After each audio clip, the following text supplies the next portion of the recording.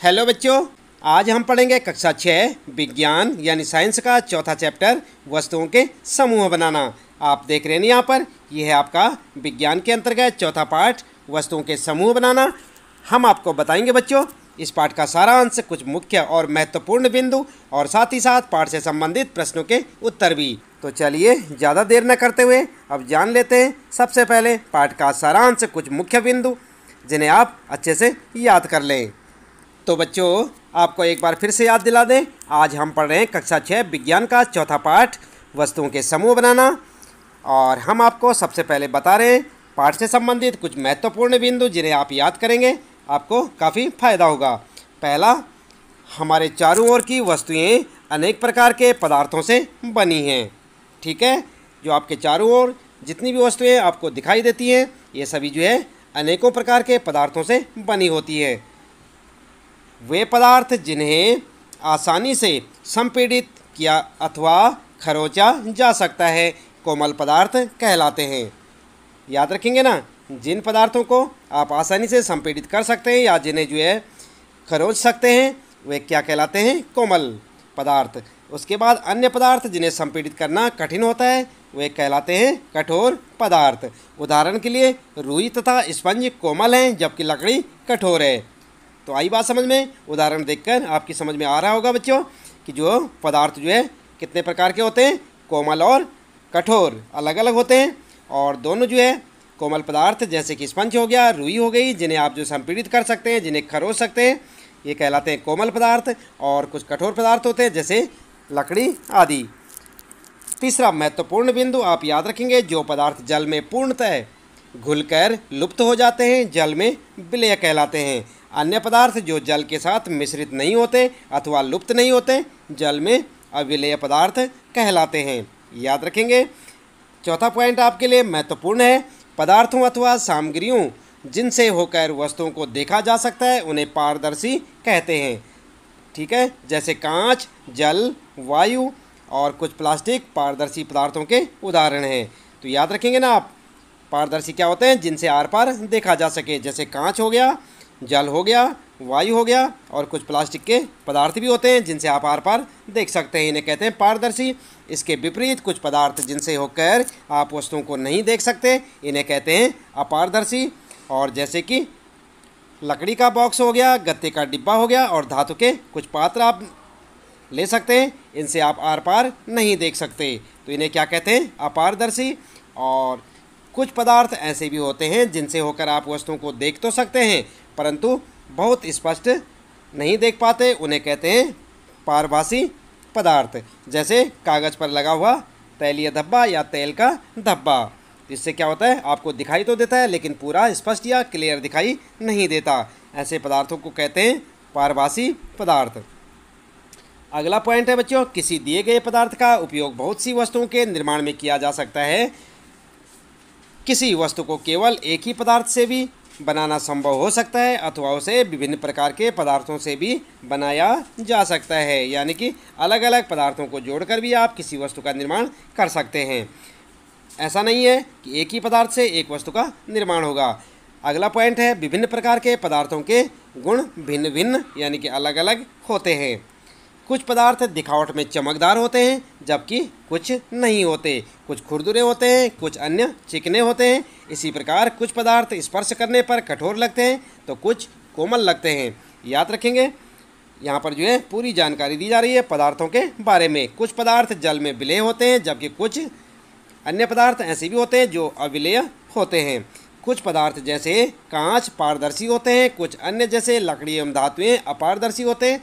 कुछ पदार्थ पारभासी होते हैं। पदार्थों को उनके गुणों में समानताओं तथा विभिन्नताओं के आधार पर समूह में बांटा जा सकता है। वस्तुओं को सुविधा तथा उनके गुणों के अध्ययन के लिए एक साथ समूहित किया जाता है। ठीक है, तो ये था इस पाठ का सारांश आप कह लीजिए।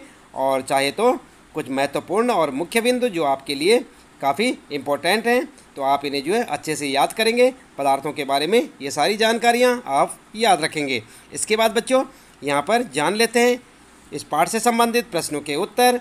तो सबसे पहले आपका जो है अभ्यास प्रश्न उत्तर में पहला प्रश्न है, लकड़ी से बनाई जा सकने वाली 5 वस्तुओं के नाम लिखिए। तो ये तो आपके लिए बहुत सिंपल है बच्चों, आप सभी जानते हैं, मेज़, कुर्सी, पलंग, दरवाजे या बैलगाड़ी, कुछ भी लिख सकते हैं आप। और इसके बाद दूसरा प्रश्न है, निम्नलिखित में से चमकदार पदार्थों का चयन कीजिए। तो कांच की प्याली, प्लास्टिक का खिलौना, स्टील का चम्मच और सूती कमीज।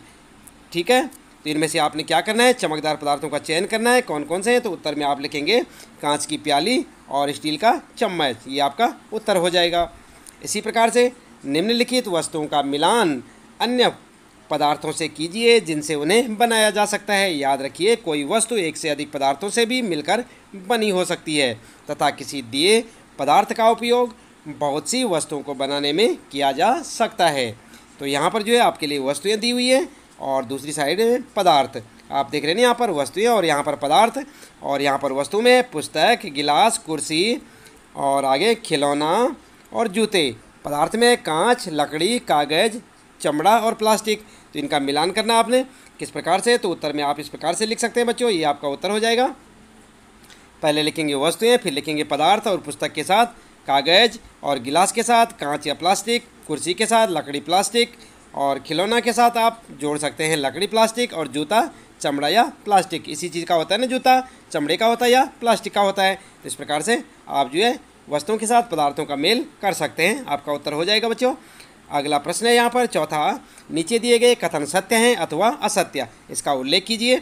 तो जो यहाँ पर जो आपको बातें बताई जा रही हैं, जैसे क, ख, ग है, तो ये सत्य है या असत्य है, आपको ये सब यहाँ पर बताना है। तो पहला है, पत्थर पारदर्शी होता है जबकि कांच अपारदर्शी होता है। तो क्या लगता है आपको, ये सत्य है या असत्य है बच्चों?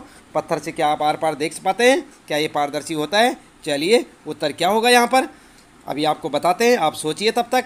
और ख है, नोटबुक में युति होती है जबकि रबड़ इरेजर में नहीं होती। अगला है, चौक जल में विलीन हो जाता है कि नहीं होता? और लकड़ी का टुकड़ा जल पर तैरता है या नहीं तैरता? चीनी जल में विलीन नहीं होती और तेल जल के साथ मिश्रणीय है।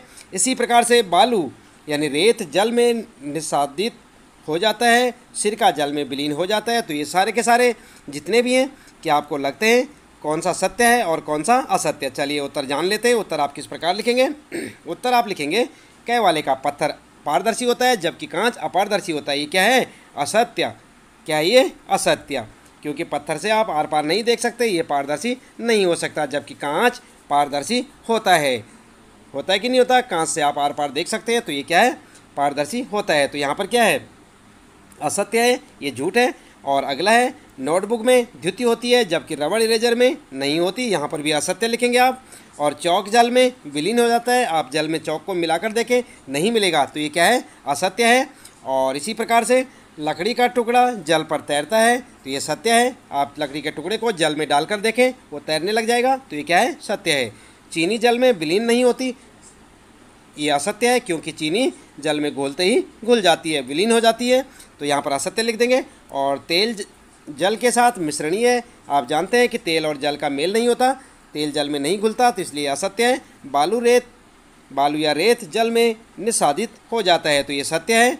और इसी प्रकार से सिरका जल में विलीन हो जाता है, ये भी सत्य है। तो इस प्रकार से आप लिख सकते हैं, यहाँ से देख के सबके साथ सत्य और असत्य आप यहाँ से देख कर लिखें। अगला प्रश्न है बच्चों, पांचवा प्रश्न है, नीचे कुछ वस्तुओं तथा पदार्थों के नाम दिए गए हैं। जल, बास्केटबॉल, संतरा, चीनी, ग्लोब, सेब तथा मिट्टी का घड़ा। इनको इस प्रकार समूहित कीजिए। और किस प्रकार से? यहाँ पर जो है गोल आकृति तथा अन्य आकृतियों में, और यहाँ पर खाद्य अखाद्य, दो तरह से आपने इन्हें जो है बनाना है। तो आप सबसे पहले कै का लिखेंगे। गोल आकृतियाँ कौन कौन सी होती है? बास्केटबॉल, संतरा, ग्लोब, सेब और मिट्टी का घड़ा। दूसरा लिखेंगे आप अन्य आकृतियाँ, पानी और जल, पानी और चीनी। ठीक है, तो इस प्रकार से आप अपना उत्तर लिखते जाएं। ख वाले में लिखेंगे खाद्य पदार्थ कौन कौन से हैं? पानी, संतरा, चीनी और सेब। जबकि अखाद्य में बास्केटबॉल, खा सकते हैं क्या आप बास्केटबॉल को? नहीं ना, तो अखाद्य में लिखेंगे बास्केटबॉल, ग्लोब और मिट्टी का घड़ा। ठीक है, तो इस प्रकार से ये आपका उत्तर हो जाएगा बच्चों। कौन सा प्रश्न ये? पाँचवां, और उसका उत्तर। इसके बाद बात करते हैं यहाँ पर छठा प्रश्न है, जल में तैरने वाली जिन वस्तुओं को आप जानते हैं उनकी सूची बनाइए। आप जानते हैं जल में तैरने वाली वस्तुओं को, जांच कीजिए और देखिए कि क्या वे तेल अथवा मिट्टी के तेल पर तैरती हैं। तो उत्तर में आप इस प्रकार से लिख सकते हैं। उत्तर लिखेंगे लकड़ी का टुकड़ा, कागज, गुब्बारा, गेंद, प्लास्टिक की बोतल, नाव आदि पानी पर तैरेंगे। इनमें से कुछ जैसे गेंद, गुब्बारा मिट्टी के तेल या तेल पर तैर सकते हैं। कुछ प्रकार की लकड़ियाँ तेल की तुलना में अधिक भारी होती हैं लेकिन पानी से हल्की होती हैं, इसलिए आप पानी पर तैरती हैं लेकिन मिट्टी के तेल पर नहीं। तो इस प्रकार से आप जो है अपने छठे प्रश्न का उत्तर यहाँ से देख के लिखें और इसे याद करें बच्चों। सातवां प्रश्न है, निम्नलिखित समूह में मेल न खाने वाला ज्ञात कीजिए। तो कौन सा मेल नहीं खाता उसे आपने लिखना है। और क है कुर्सी, पलंग, मेज, बच्चा, अलमारी। और ख वाला है गुलाब, चमेली, नाव, गेंदा, कमल। ग वाला है एल्युमिनियम, आयरन, तांबा, चांदी, रेत। और घ में लिखा है चीनी, नमक, रेत, कॉपर, सल्फेट। तो यहाँ पर जो है उत्तर में आप क्या करेंगे, उत्तर आप इस प्रकार से बोलेंगे। यहाँ पर क वाले में लिखेंगे बच्चा, यहाँ बच्चा जीव है जबकि शेष निर्जीव वस्तुओं यानी लकड़ी से बनी है। आप देख सकते हैं यहाँ पर जो है क वाले में बच्चा अलग है, बाकी सबकी सब क्या है, लकड़ी से बनी हुई निर्जीव वस्तुएं हैं, तो यहाँ पर बच्चा अलग है। तो इसी प्रकार से क का उत्तर हो जाएगा बच्चा। और ख में लिखेंगे नाव क्योंकि शेष सभी फूल हैं। और रेत पर क्योंकि शेष सभी धातुएं हैं। और रेत में क्योंकि शेष सभी क्रिस्टल रूप में हैं। तो इसके अतिरिक्त रेत को छोड़कर शेष सभी पानी में घुलनशील हैं। तो इस प्रकार से आप अपने उत्तर लिख सकते हैं बच्चों। इसके साथ ही इस पाठ से संबंधित प्रश्नों के उत्तर यहाँ पर समाप्त होते हैं। उम्मीद है कि आपको अच्छे से समझ आए होंगे। इसी प्रकार लगातार कक्षा 6 विज्ञान यानी साइंस के सभी पाठों के प्रश्नोत्तर जानने के लिए लगातार जुड़े रहे हमारे साथ। यदि आपने चैनल को सब्सक्राइब अभी तक नहीं किया तो चैनल को सब्सक्राइब अवश्य कर दें और बेल आइकन भी दबा दें ताकि आपको आने वाली प्रत्येक पाठ की वीडियो की नोटिफिकेशन मिलती रहे। और इसी प्रकार लगातार जुड़े रहे हमारे साथ और देखते रहे अपने कक्षा 6 विज्ञान के सभी पाठों के प्रश्नोत्तर हमारे साथ।